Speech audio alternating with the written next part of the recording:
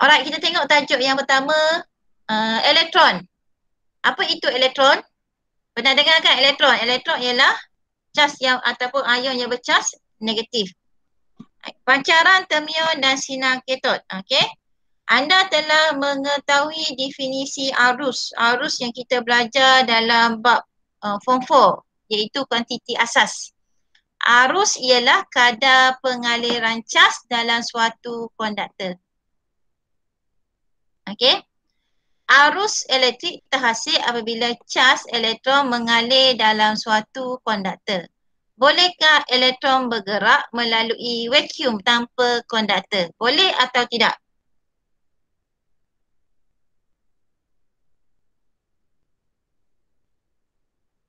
Boleh atau tidak? Boleh. Boleh.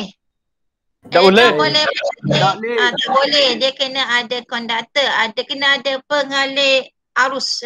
Dia kena ada pengalih arus. Okey, tapi kita belajar hari ni secara logiknya sebenarnya bila ada pemanasan, okey, elektron ni boleh mengalir dalam vacuum. Rajah 5.1 menerangkan konsep pancaran termion. Okey. Saya jadi pergi belakang. Pancaran termion dan penghasilan sinar katod dalam tiub vacuum. Tiub vacuum ni maksudnya no air lah, tanpa udara. Dan syarat dia mesti disambungkan kepada bekalan kuasa voltan lampau tinggi, VLT. Yang kita guna dekat sekolah tu voltan rendah. Ni VLT. Memang nak kena guna bekalan kuasa VLT lah. Di mana bekalan kuasa VLT, dia punya sumber dia adalah 6 volt. Okey. Konsep dia kat sini, kalau awak tengok, pernah tengok mento yang ada filamen tu. Okey, yang kat dalam tu ada dawai, yang kat sini filamen tungsten. Tungsten ni kalau awak tengok mento bulat tu, kalau awak pernah tengok, bila kita switch je, filamen ni akan terbakar, menghasilkan percikan api. Percikan api itulah yang mengeluarkan cahaya menyebabkan mento tu terang. Okey, konsep asal dia gitulah. Kalau awak tengok dekat sini, bila ada sahaja bekalan kuasa, filamen ni akan terbakar, dipanaskan dan akan memanaskan katod. Ni fungsi yang pertama ni, memanaskan katod. Katod awak belajar dalam kimia bercas negatif. Anak kata, anok positif, katod negatif. Jadi katod ni adalah elektron-elektron yang berhalaju tinggi dan bercas negatif. Okey, apabila dia laju banyak, kita panggil dia sebagai satu alur elektron dan ditarik.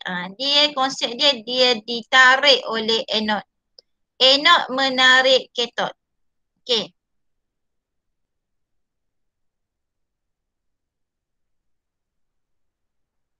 Dia sambungan dia kat bawah gambar raja dia. Okey, yang pertama kita tengok konsep yang pertama, situasi. Kita tunjuk yang kat bawah ni penerangan yang pertama. Boleh rujuk buku teks masing-masing. Terdapat banyak elektron bebas kita panggil kat situ dalam seutas dawai. Okey, dawai yang kita guna kat sekarang ni ialah filamen tungsten. Antara bahan yang boleh mengalirkan arus elektrik, macam kat rumah kita gunakan dawai kuprum.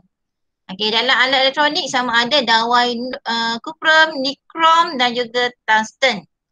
Tungsten ni sebab rintangan dia rendah. Apabila rintangan dia tinggi. Kalau kuprum kat rumah tu kita guna sebab rintangan rendah.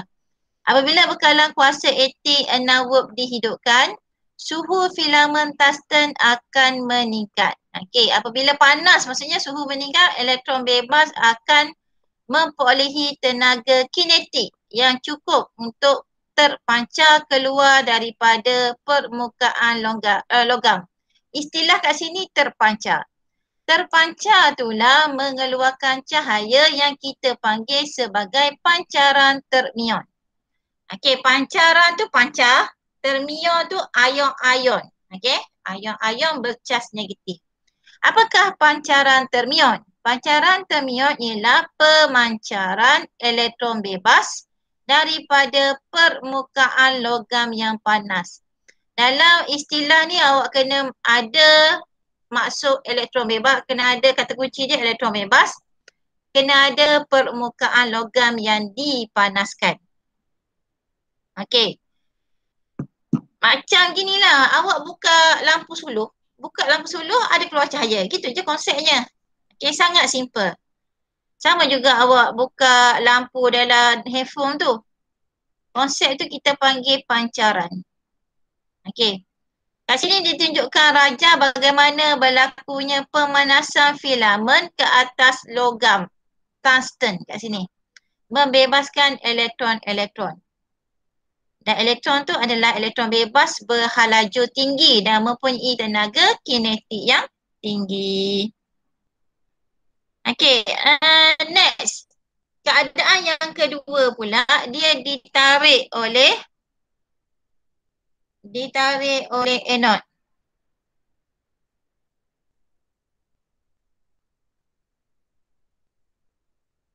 Alright, next yang kedua dalam tiub kaca yang vacuum, elektron-elektron dapat memecut ke anode tanpa berlanggar dengan molekul-molekul udara. Maka tiada kehilangan tenaga dan elektron bergerak dengan halaju maksimum. Okey. Pada masa ini kena faham konsep vacuum no air. Okey, no air. Elektron dapat memecut ke anode. Dia memecut ke anode tanpa berlanggar. Sebab tu kita panggil kat situ alur elektron. Di mana kita kena faham tiada kehilangan tenaga. Dan elektron boleh bergerak dengan halaju yang maksimal lah, halaju tinggi. Yang ketiga, apabila vacuum disambungkan kepada bekalan voltan VLT, elektron yang terpancar di katod akan tertarik ke anode. Okey. Istilah dia sama ada anode menarik katod ataupun katod bergerak, tertarik, bergerak ke anode pada halaju yang tinggi. Membentuk satu alur elektron. Apakah alur elektron ni? Alur elektron ni dikenali sebagai sinar katod. Okey. So ada dua benda yang kena faham kat sini. Yang pertama konsep pancaran termion. Bila masa pancaran termion berlaku apabila pemanasan filamen. Filamen memanaskan katod dan mengeluarkan elektron yang berhalaju tinggi. Bila masa pula berlakunya sinar katod? Sinar katod ni apabila elektron yang terpancar di katod tu ditarik ataupun tertarik ke anode dan membentuk alur elektron. Alur elektron yang berkelajuan tinggi inilah yang kita panggil sebagai sinar katod. Dua benda tu ada nak tanya. Okey. Konsep asas, awak belajar panjanglah. Tapi bila aplikasi, buka je switch, pintu menyala. Buka je lampu suluh, lampu tu menyala. Ni adalah konsep dalaman bagaimana ianya berlaku. Apakah cas yang ada dalam tu? Ni konsep pengaliran elektron lah. Secara detail lah ni. Okey, inilah secara detail. Dan alur ni pula akan menghasilkan pelbagai warna. Ada 7 warna semua dia boleh menghasilkannya, iaitu kita panggil warna pelangi. Kalau awak belajar dalam bidang sambung pula belajar dalam bidang elektronik audio visual, okey, benda ni lah, okey, dia akan alur ni dia akan menghasilkan warna. Dan warna tu lah yang keluar awak tengok gambar cikgu pakai tudung kuning, teacher pakai tudung kuning, okey. Kalau ikutkan kat belakang tu ada warna-warni katung-katung. Itu adalah gabungan warna daripada ni lah pancaran elektron. Okey. Boleh faham? Yang tu konsep detail setelah awak sambung belajar. Kita belajar asas je ni. Awak tengok TV, audio visual sebab apa? Warna, berwarna. Zaman dulu mana ada warna, hitam putih sahaja. Okey? Yang menghasilkan warna benda ni lah. Kesan sinar katod di bawah pengaruh medan elektrik dan medan magnet. Apakah sinar ketot? Sinar ketot ialah alur elektron yang bergerak dengan kelajuan tinggi dalam vacuum. Okey. Kena faham maksud tu. Maksud tu kena tera lah. Istilah-istilah tu. Okey. Ni alat dia. Tahun lepas awak ada sempat tak tengok masuk mak tengok alat ni. Masa tu yang budak form 5 guna. Ni. Duduk dang. Ada tak awak tengok alat ni kat meja belakang? Tak yang ni kita panggil sebagai tiub pemesongan lah. Ada di mak satu alat saja. Okey. Tapi dia tak function dengan baik dah sebab lama dah. Dia cuma kena tengok je dia punya konsep dia. Bila kita ada bekal VLT ni pun dah bahaya dah sebenarnya penggunaan dia. Okey, memanaskan filament memanaskan ketot menghasilkan elektron berhalaju tinggi ditarik ke anod ataupun anod menarik, ditarik semua itulah konsep tu tak ada masalah. Okey. Dan pancaran tu dia ada 3. Sama ada dia bergerak lurus. Kalau ion mestilah dia akan terpesong ke plug positif. Itu konsep dia lah. Yang ni pula menggunakan palang matis. Palang matis ni akan menghasilkan bayang-bayang. Benda ni akan panas, dia akan menghasilkan, memanaskan palang matis dan bayang terbentuk. Kalau kita letak magnet ke atas, bayang ni turun ke bawah. Kalau kita letak magnet ke bawah, bayang ni akan tertolak ke atas. Okey, tu konsep asas dia lah. Yang ni yang kita kena faham apabila gambar rajah, apabila tiub pemesongan tu switch dihidupkan, switch dimatikan. Okey. Yang ni biasa keluar dalam periksa, pelajar kena lukis. Last keluar tahun 2019. Ada satu soalan pelajar kena lukis.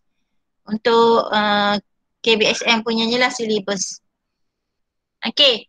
Dia ada switch kat sini, switch S1 dan switch S2. Awak boleh tengok balik gambar rajah dia ke atas tu. Okey, ada switch, 2 switch Switch yang pertama tu ialah switch yang disambungkan kepada anod dan katot. Manakala switch yang kedua tu disambungkan kepada VLT. Ni. Ni S2, S1 ke atas.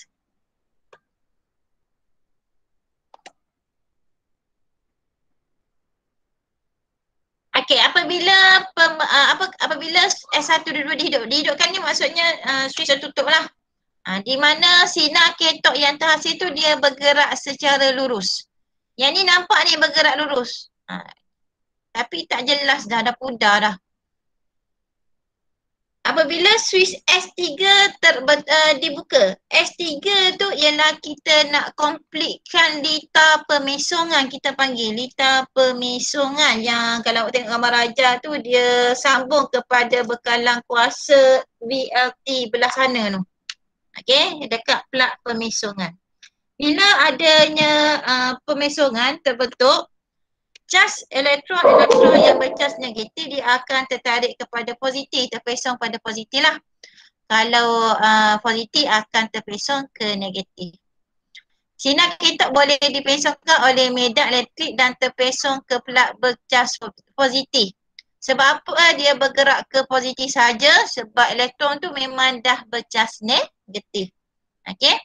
Ni dua bentuk ni maksudnya yang ni satu dalam keadaan songsangan, satu lagi dalam keadaan normal lah. Positif negatif ni songsangan. Jadi dia akan terpesong ke plug positif. Itu je konsep dia. Sebab apa? Sebab sinar ketot tu bercharge negatif. Okey, ni pula yang tadi tu palang matis. Apabila S1 dihidupkan, S1 dihidupkan ni yang dekat atas saja yang direct pada botan 6 volt. Kita hanya nampak filament tu terpanas dan objek legak terhasil. Okey, kita panggil bayang-bayang lah. Di mana cahaya pada masa ni bergerak lurus. Okey, yang next pula kita buka yang sambungan pada VLT.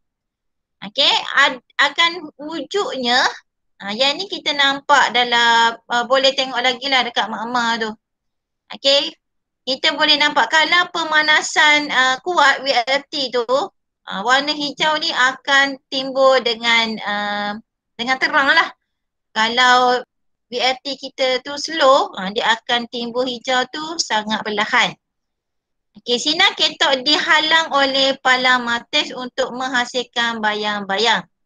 Okey, sinar ni konsep dia samalah, bergerak lurus.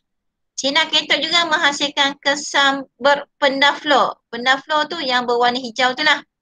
Ini menunjukkan bahawa konsep sinar ketok mempunyai momentum dan juga mempunyai tenaga kinetik. Okey, nextnya kita pancarkan, kita buka pula kedua-dua switch dan kita letak magnet berdekatan. Satu bayang-bayang dihasilkan oleh cahaya filamen tungsten yang panas. Satu bayang-bayang lagi akan dihasilkan oleh pesongan sinar ketod apabila magnet bar didekatkan pada tiub. Okey, macam teacher cover tadi lah. Kalau kita letak magnet utara, tengok dia terpesong ke bawah atau ke atas. Itu sahaja. Okey, konsep dia. Arah pemesongan sinar ketod boleh ditentukan dengan petua tangan kiri yang kita belajar. Okey, utara selatan dia sebenarnya konsep dia mudah aja. Kalau arus mengalir ke bawah, arah dia ke atas. Okey. Kalau sebaliknya lah, kalau arus keluar, daya bergerak ke bawah.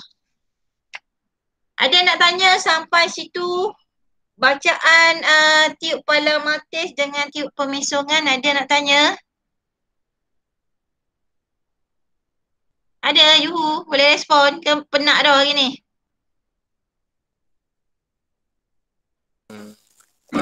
Okey, boleh?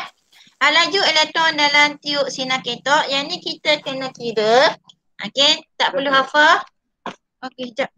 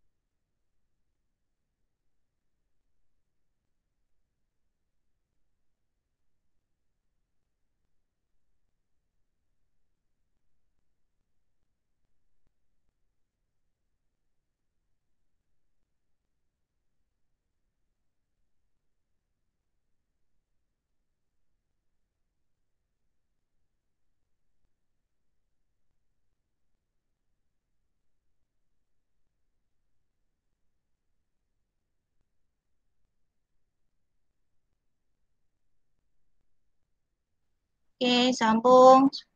Darjah 5.4 menunjukkan penghasilan sinar ketok dalam sebuah tiub vacuum. Tenaga keupayaan elektrik, dia punya simbol dia E, energi. Okey. Yang ni adalah rumus dia, energi sama dengan charge elektron darab dengan beza keupayaan, volt unit dia. So rumus dia energi, E energi, tenaga keupayaan elektrik. E kecil tu charge satu elektron. V ialah beza keupayaan antara katot dengan anod pada bekalan kuasa VLT. Charge satu elektron ialah 1.6 darab 10 kuasa negatif 19 coulomb. Tak perlu hafal, yang ni diberi dalam SPM. Okey. Ada nak tanya? Yang ni adalah konsep ni lah, pengaliran arus daripada negatif ke positif. Okey. Daripada positif ke negatif. Positif ni jumpa anod, anod bercas positif, anod katot, katot bercas negatif. Okey. Apabila bekalan VLT dihidupkan, elektron akan ditarik oleh anod yang berkeupayaan positif. Oleh sebab tiada molekul udara dalam tiub vacuum, konsep dia kosong lah ni. Elektron akan memecut ke anod tanpa sebarang pelanggaran. Okey. Elektron ini akan memperolehi hal laju maksima. Memperolehi hal laju maksima lah. Okey. Di mana kita punya simbol dia V maksimum apabila tiba di anode. Menurut prinsip keabadian tenaga ni yang kita belajar sebelum ni lah. Tenaga diabadikan di mana tenaga elektrik sama dengan tenaga kinetik maksimum. EV sama dengan setengah MV kuasa 2. Okey. Di mana E kat sini ialah cas satu elektron. V macam tadi itulah beza keupayaan. M gising dan V kat sini ni barulah hal laju maksimum. Okey. Ada nak tanya? Boleh teruskan. Slow je. Jadi cas satu elektron ialah 1.6 darab 10 kuasa negatif 19 coulomb dan jisim elektron ialah 9.11 darab 10 kuasa negatif 31 kilogram. Okey, tajuk yang kedua ialah diod semikonduktor. Okey, tengok pengiraan dulu. Contoh dia. Okey, ini penggunaan rumus. Beza keupayaan merentasi satu elektron.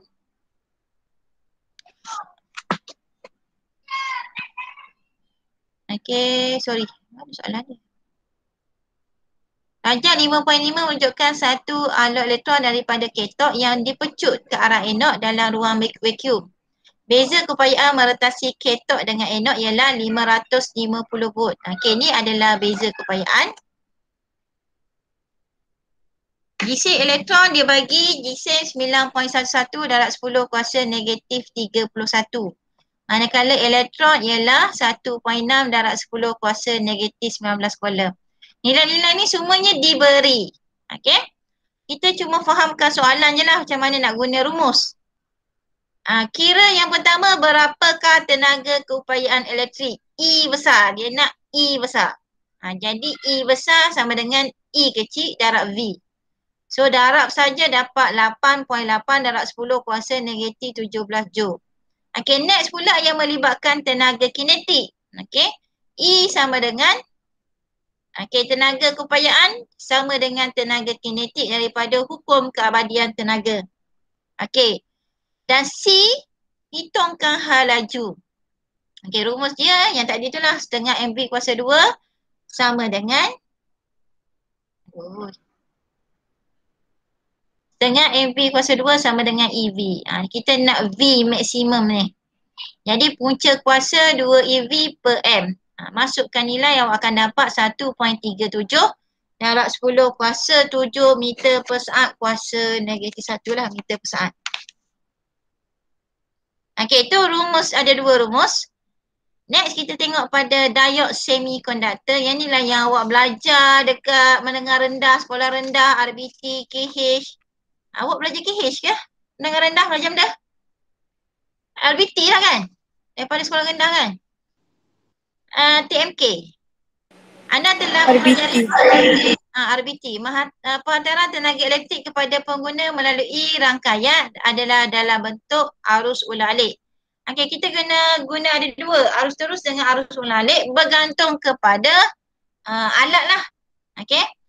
Banyak peralatan elektrik hanya dapat berfungsi menggunakan arus terus saja. Berkala arus ulang-alik perlu ditukarkan kepada arus terus. Okey, bagaimana nak tukarkan arus ulang-alik kepada arus terus tu?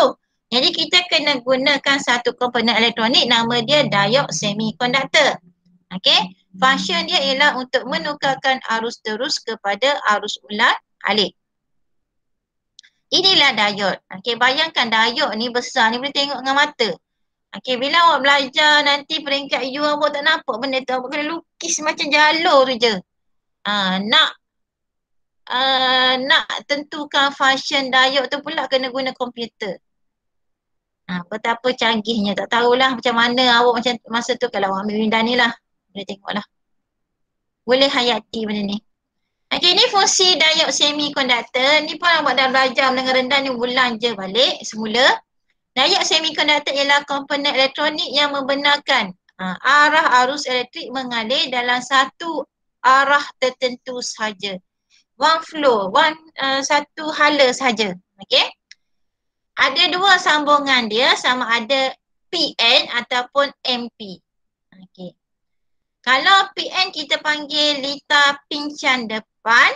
Nah, kalau pincang depan ni kalau awak tengok dia punya arus dia, sambungan dia positif bergerak daripada P ke N.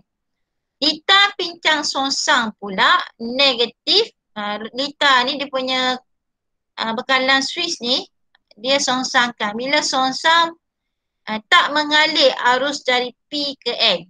Kita panggil pincang songsang. Jadi situasi kat sini mentor tak nyala. Yang ni mentor menyala. Maksudnya kalau ikutkan komponen kita lukis muncung dia ke depan. Yang ni muncung dia terbalik. Okey, ni konsep dia. Apabila diod di pincang depan, lohong akan bergerak ke arah semikonduktor jenis N. Ada dua jenis kan, jenis N dan juga jenis P. Manakala semikonduktor akan bergerak ke arah semikonduktor jenis P, lapisan susutan menjadi nipis. Voltan simpang ni kita panggil voltan simpang meretasi lapisan susutan berkurang dan rintangan akan menjadi kecil menyebabkan arus boleh mengalir melalui diod dan mentor akan menyala. Okey, ni pula situasi di mana apabila diod dipincang songsang, kita ubah songsangkan Swiss ni, lohong dan elektron masing-masing bergerak menjauhi. Okey, dia tak menarik. Ini situasi ni kita tengok menarik. Yang ni dia menjauhi antara satu sama lain. Menyebabkan susutan V kat tengah ni, okey, menjadi lebar. Bila menjadi lebar tak ada pengaliran arus lah. Jadi arus akan berhenti mengalir dan mentor tidak menyala. Okey, kegunaan diod semikonduktor dan juga kapasitor dalam rektifikasi arus ulang-alik. Ni boleh tunjukkan bagaimana penggunaan diod ni dalam sistem telefon ni. Okey. Gambar foto 5.2 menunjukkan sebuah telefon pintar yang disambungkan kepada bekalan kuasa kat rumah kita adalah bekalan kuasa arus ulang-alik. Nama begitu, telefon pintar hanya dapat dicas dengan arus terus. Kita kena guna arus terus. Bagaimana diod semikonduktor dapat menukarkan arus ulang-alik kepada arus terus? Okey, ni proses penukaran dia. Nama proses tu ialah rektifikasi. Okey, penukaran arus ulang-alik kepada arus terus kita panggil sebagai rektifikasi. Rektifikasi ni terbahagi kepada dua, iaitu gelombang separuh dan juga gelombang penuh. Jadi biasa keluar dalam periksa bacaan rektifikasi ni. Okey. Ni dia punya model dia. Kalau awak tengok diod S rectifier. Pandangan kit rektifikasi daripada atas. Kita guna satu diod sahaja. Jadi bila gambar rajah satu diod, kalau awak tengok dia punya bentuk dia ni, okey. Sepatutnya ulang-alik kan, dia asal dia arus ulang-alik, dia akan jadi arus terus. Tapi arus terus dia tak penuh. Kita panggil gelombang ni adalah rektifikasi gelombang separuh. Separuh ada, separuh tak ada. Separuh ada, separuh tak ada. Okey. Beza dia dengan kita guna 4 diod, okey, akan menghasilkan rektifikasi gelombang penuh. Maksudnya yang kosong tadi kat sini ni, semuanya penuh dengan gelombang. Tu maksud rektifikasi gelombang penuh. Satu lagi awak kena tahu lukis kedudukan diod ni. Yang ni biasa keluar periksa. Okey, kita tengok gambar rajah nextnya. Apakah rektifikasi gelombang separuh dan bagaimana nak lukis? Dia. Satu kitaran lengkap arus ulang-alik terdiri daripada dua separuh kitar. Kalau awak tengok ni, ke atas ni positif, negatif. Dia merupakan bentuk sinusoida. Satu ayunan lengkap S. Ni 2S. Tapi sekarang ni bila kita tukarkan kepada arus terus, yang kat bawah ni tak ada. Yang negatif ni tak ada. Yang ada cuma yang positif saja. Okey? Tu maksud gambar rajah ni. Nak lukis macam mana. Semasa separuh kitar positif diod semikonduktor, kita panggil situasi itu adalah pincang depan di mana benarkan arus mengalir satu hala sahaja. Okey, kitar negatif tak adalah pada masa tu. Pada masa tu kita panggil berlakunya pincang songsang di mana tiada pengaliran arus. Okey. Proses rektifikasi ni kita panggil sebagai gelombang separuh. Boleh faham macam mana nak lukis? Yang kat bawah tu tak ada, yang kat atas saja, positif saja ada.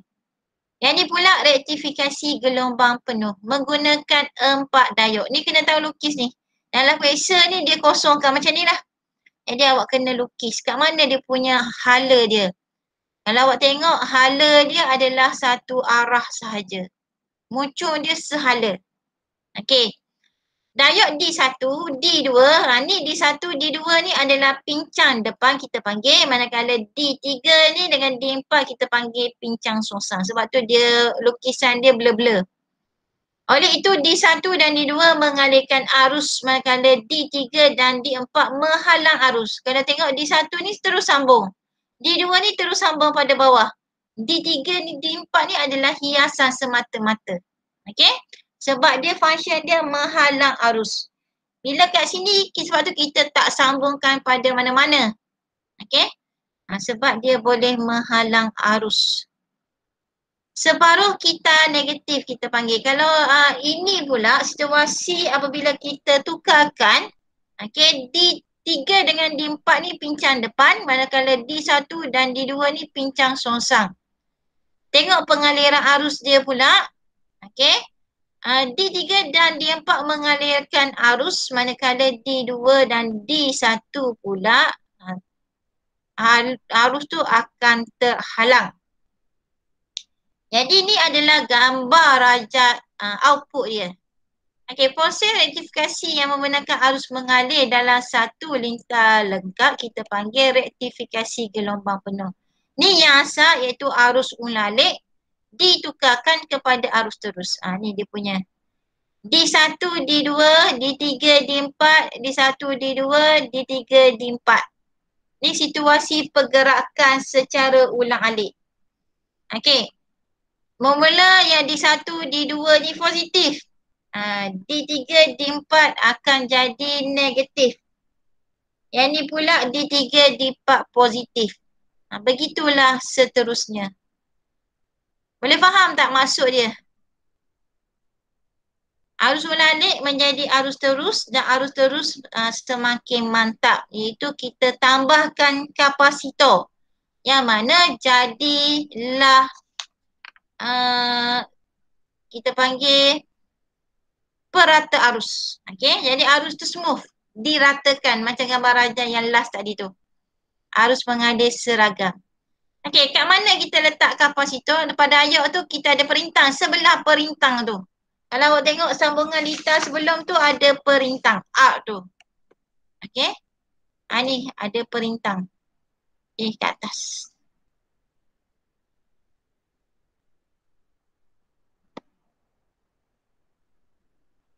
Okey. Kalau awak tengok litar ni ada perintang kan. Kita kena letak satu lagi komponen untuk sebagai perata arus yang kita namakan dia sebagai kapasitor. Okey, jadilah kapasitor sebagai perata arus. Ni pun kena tahu lukis ni.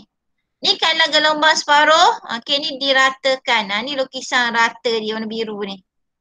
Okey, yang ni pula lukisan rata bagi gelombang penuh. Okey. Kapasitor C disambungkan selari dengan beban arc ataupun rintangan arc. Apabila bekalan kuasa dihidupkan, arus output boleh diratakan. Ini kita panggil rata lah.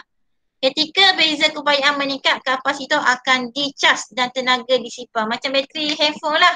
Bateri handphone konsep seperti kapasitor lah. Sebab kita ada komponen kat dalam tu untuk menyimpan cas. Jadi bila dah habis, awak pun cas semula. Ketika beza keupayaan menyusut, kapasitor dinyah cas kita panggil dia agar arus output tidak menurun ke nilai sifar. Tambahlah nilai sifar. Bila nilai sifar, kita punya bateri telefon pun padam. Okey. Tak adalah, tak boleh function. Tenaga yang disimpan dalam kapasitor akan mengekalkan beza keupayaan merentasi perintang arc. Daripada bentuk gelombang output yang diratakan, maka kapasitor berfungsi sebagai perata arus. Itu fungsi kapasitor. Sebab apa? Why kita letakkan kapasitor kat situ? Sebagai perata arus supaya arus yang mengalir terus mantap. Okey, next tajuk hari ini last ialah transistor, komponen elektronik yang ketiga. Okey, yang ni pun awak dah belajar masa menengah rendah. Okey, transistor ni dia ada 3 tapak. Yang ni komponen dia. Bayangkan komponen besar ni masuk dalam chip komputer tu halus setara mana tak nampak dengan mata kasar. Awak boleh bincang lah macam mana benda tu. Orang yang cerita otak tu jenis setara mana tak tahulah. Okey, nak train otak awak tu jadi jenis macam tu.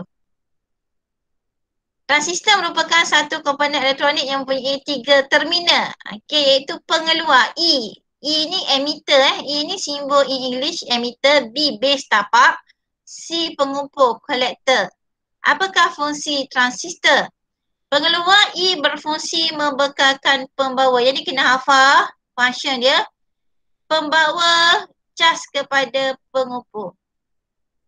Okey, E ni bawa ke pengumpul.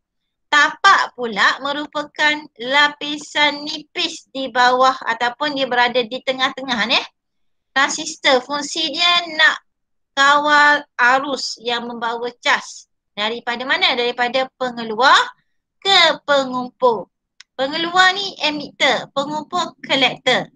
Pengumpul pula berfungsi untuk menerima cas daripada pengeluar. Okey, function macam gini. Kita kena bermula daripada tapak base. Base ni apabila ada bekalan voltage. Okey, base ni refer kepada voltage lah, bekalan voltan merangsang pengaliran arus tapak ataupun voltan tapak dan transistor dihidupkan. Barulah voltan ataupun arus mengalir ke pengeluar dibawa ke pengumpul. Kalau awak ingat lagi ada 2 jenis transistor iaitu NPN dan PNP. Apa beza dia anak panah ni? Okey. Daripada anak panah tapak ke pengeluar kalau NPN. Kalau PNP pengeluar kepada pengumpul. Okey, tu je lah beza dianya. Kebanyakan komponen elektronik menggunakan NPN. Okey, berlakunya pincang depan. Apakah ciri litar bertransistor? Bagaimana transistor NPN dan PNP disambungkan kepada litar? Ni situasi dia. Okey. Kalau awak tengok litar yang sama, satu daripada arus tapak ke pengeluar.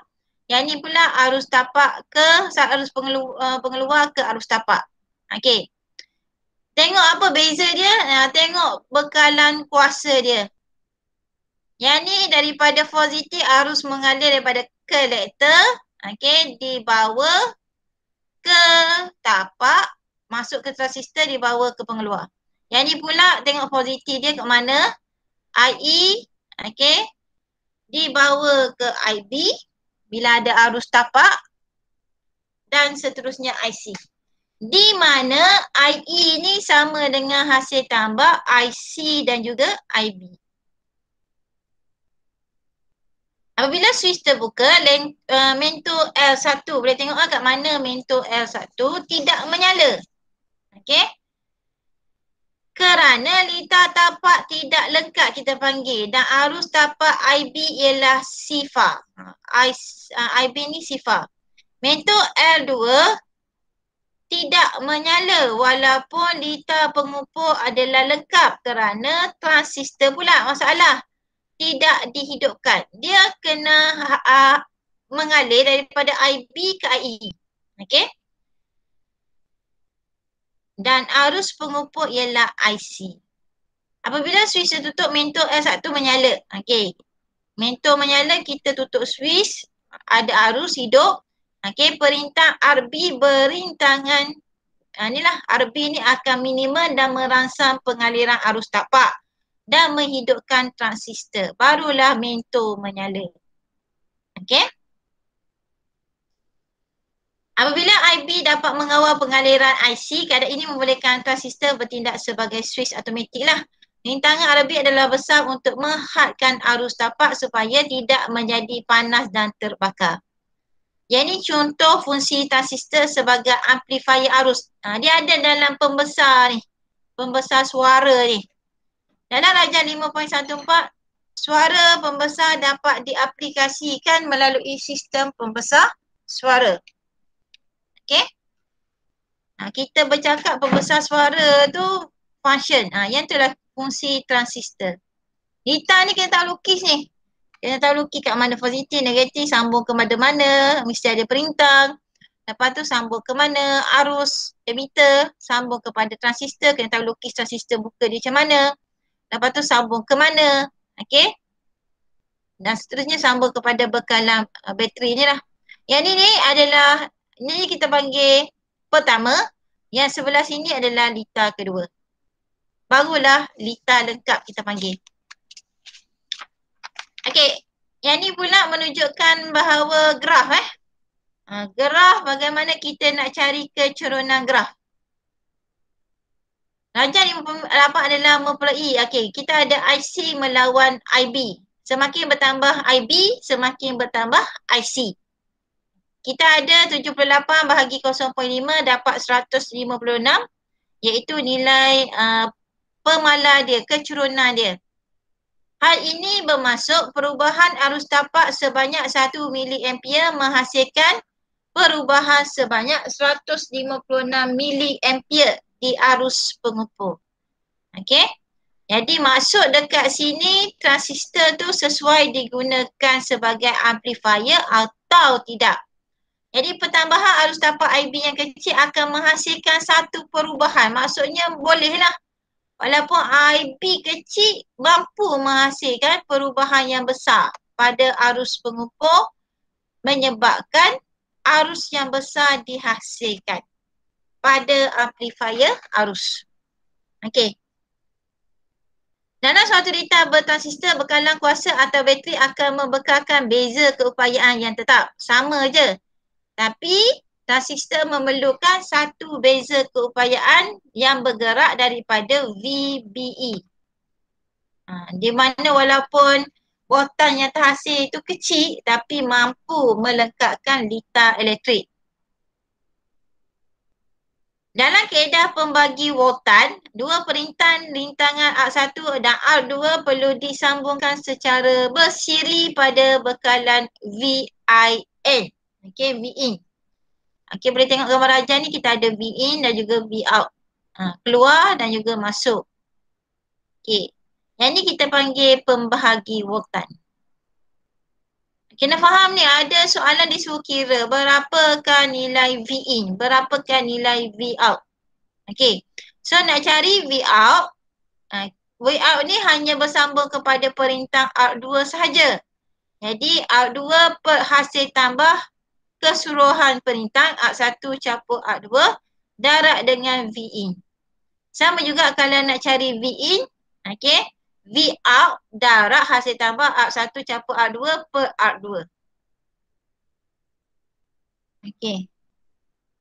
Yang ni yang ke atas ni kena faham konsep. Kalau transistor PNP yang mana yang lebih besar? Okey. IB lebih besar daripada IE. Okey, IB lebih kecil daripada IC, lebih besar daripada IE. IE paling besar. Okey, kita nampak beta ni, okey, kecerunan pemala ni, beta sama dengan IC per IB. Okey, last sekali ialah kegunaan transistor sebagai switch automatik. Okey, banyak ni fungsi-fungsi transistor dalam kehidupan seharian lah. Yang pertama ialah perintah peka cahaya. Yang ni kalau awak tengok dekat jalan tu, kalau cuaca gelap, lampu jalan tu akan menyala. Yang tu kita panggil sebagai PPC. Kita gunakan dalam komponen lita tu, kita gunakan PPC. Okey. Perintah peka cahaya LDR ialah sejenis perintah di mana dia berubah dengan keamatan cahaya. Nilai rintangan LDR kalau tinggi, okey, apabila keamatan cahaya rendah, maksudnya pada waktu gelap dia berfungsi. Dalam keadaan gelap, rintangan LDR adalah tinggi. Berdasarkan konsep pembahagi voltan, Okey, voltan merentasi LDR VLDR akan meningkat di mana VLDR melebihi voltan minimum dan merentasi B ke E. Maksudnya bila ada je waktu gelap, dia akan function. IB akan merangsang pengaliran dan melekapkan litar ataupun kita panggil menghidupkan transistor. Okey? Yang VLDR ni lebih daripada V yang dekat atas ni, voltan minimum. Keadaan ini menyebabkan arus terkumpul yang tinggi mengalir dan mentol akan menyala. Okey, tapi kalau siang dalam keadaan cerah, maksudnya LDR ni dia rendah, jadi dia tidak berfungsi, maksudnya rendah. Kalau nak hujan, dia akan function juga. Okey, secara automatik. Contohnya digunakan dalam lampu jalan, tepi jalan tu lah. Dekat rumah kita kena beli satu dia punya komponen alat seketul tu untuk setting kat rumah. Okay, next sebagai pengawal suhu kita panggil termistor. Dua alat ni, dua contoh kegunaan ni biasa keluar soalan SPM. Boleh dikatakan soalan rutin lah, sama ada keluar haba ataupun keluar PPC. Memang keluar. Itu kata nak katanya memang keluar. Awak kena tahu lukis ni. Komponen-komponen ni apa. Kena tahu belaka. Apakah pula termistor? Semuanya jenis perintah. LDR tadi pun perintah juga. Tapi perintah ni dia berubah ataupun sensitif dengan suhu. Kalau rintangan adalah tinggi, keadaan suhu pada masa tu rendah. Apabila suhu di sekitar termistor meningkat, rintangannya menjadi rendah dan voltan termistor juga berkurang. Berdasarkan konsep pembahagi voltan, okey, apabila voltan merentasi termistor berkurang, RV dan VR akan meningkat. Kena tahu susunan ya. Termistor dia berada di atas Y sebab dia boleh berlaku bila-bila, siang malam. Tapi LDR tadi konsep dia kena ada kat bawah. Y kat bawah sebab digunakan pada waktu malam, berfungsi pada waktu gelap. So dia akan merangsang pengaliran arus tapak. Arus tapak ni IB lah. Okay, IB akan mengalir dan transistor dihidupkan. Yang ni ayat-ayat ni awak kena ada dalam penerangan anda kalau soalan Pak Markah. Akan menghasilkan arus pengumpul dan terusnya mengalir dalam litar, kita panggil litar lengkap. Okay, dan mentol akan menyala. Sesuai digunakan sebagai switch automatik ataupun penggera kawalan suhu. Penggera kawalan suhu maksudnya ada komponen mentol sini, kita tukar kepada siren. So bunyi. Okay, untuk digunakan pada asap tebal, terbakar ke apa, pipe berfungsi. Tu contohnya lah. Okay, ni contoh kit. Kit ni kita ada belaka dekat